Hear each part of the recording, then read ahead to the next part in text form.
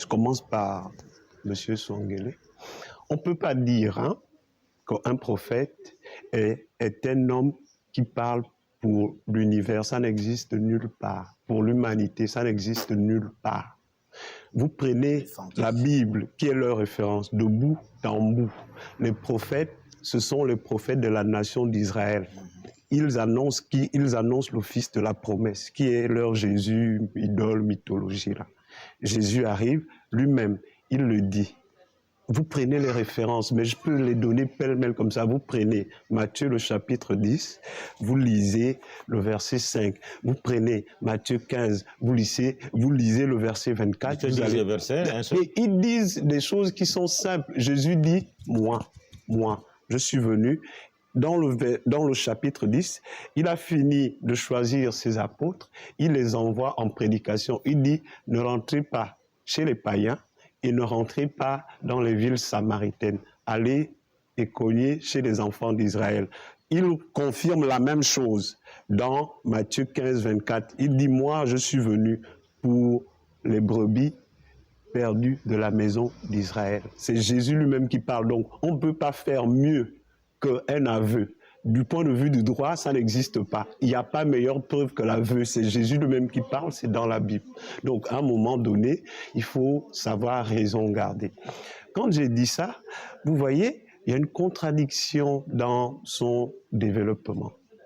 Il dit en plus, et parce qu'il évoque la Bible, il dit dans la nation d'Israël quand les prophètes arrivaient.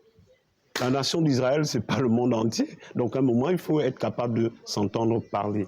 Maintenant, j'en viens au bien. Mais je dis au bien parce que je vois qu'on a les mêmes référents. Donc, on peut parler d'un ensemble de choses. Mon cher, si on ne sait pas un ensemble de choses, il faut avoir le courage. Sinon, il faut avoir l'intelligence de les esquiver. Melan, Lobouiti, etc., ce n'est pas des dieux, c'est des rites. C'est des modalités de connexion. Et ces modalités de connexion, si vous ne les avez pas expérimentées, il faut avoir le courage de vous taire dessus. Sinon... Parlez un peu fort. Oui. Non, je suis obligé de me contenir parce que je risque d'exploser. C'est-à-dire que... Explose. Non, mais ce n'est pas contre vous. Après, je comprends bien que votre ignorance, elle est grande, donc vous parlez à tort et à travers. L'autre aspect, c'est de dire que... Tu la tienne, ton ignorance. Oui, bien. Je l'accepte. L'autre affaire, c'est de dire que, vous voyez, vous avez quelqu'un qui vous demande où étiez-vous quand les colons sont venus. C'est aussi absurde. Tellement absurde que j'ai même envie de rigoler. Et donc, vous voyez, il a pris un référent. Le peuple de Dieu. Le peuple de Dieu.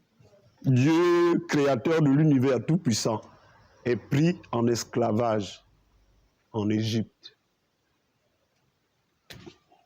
Vous voyez? Ça veut dire que c'est des gens qui ne s'entendent pas parler. C'est des gens qui ne mettent aucune cohérence dans leur raisonnement. Tout Dieu qui est... Est-ce que vous comprenez ça? Mais c'est imbécile, mon Dieu, à la limite. C'est d'une stupidité remarquable. Donc, ce Dieu-là, il n'a rien fait pour son peuple. Ils ont galéré dans le désert, 40 ans, Dieu n'a rien fait, ils sont allés, ils ont été combattus, David a été obligé, vous voyez, il y a mon arrière-grand-mère qui est là, ils ont été obligés, oui, c'est bien comme ça.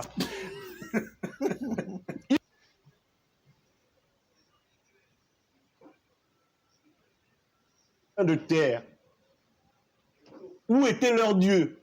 Vous voyez? Donc, vous avez des gens qui ne comprennent rien à ce qu'ils racontent. Et même si on rentre dans l'actualité aujourd'hui, Israël que nous avons, mais on nous l'apprend depuis la classe de première, c'est un cours d'histoire. Israël, c'est un pays qui a été artificiellement fondé en 1948.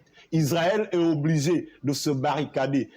C'est-à-dire que vous allez à Jérusalem, c'est une ville qui est coupée en deux, parce que les gens se protègent, parce que là-bas, on abat les gens à la machette tous les jours. Israël est obligé de se protéger avec une bombe atomique. Où est leur Dieu? Qu'est-ce qu'il fait, mon Dieu?